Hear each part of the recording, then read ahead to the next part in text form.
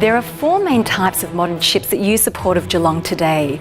They are offshore supply vessels, bulk carriers, break bulk carriers and tankers.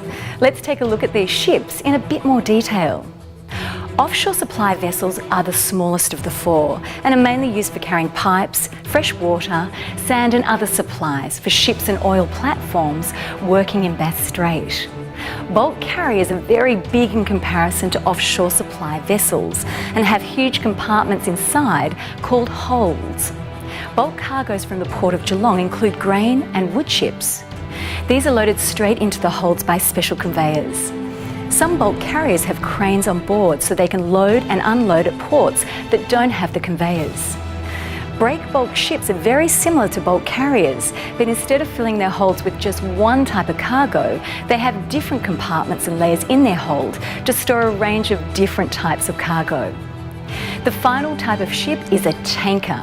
These are the largest types of ship that come into the Port of Geelong. Tankers are used for transporting crude oil and petroleum products, and pipelines are used to get the cargo on and off the ship. The biggest ship that has used the Port of Geelong so far was a tanker, and she was over 265 metres long.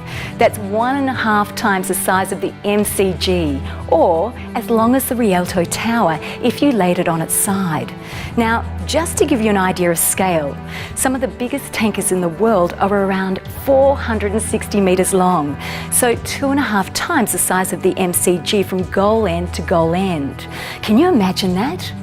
The reason these ships don't come to Geelong is that the bay and channels just aren't deep or wide enough. So now we know a little bit more about ships, let's find out where these different ships go to in our port.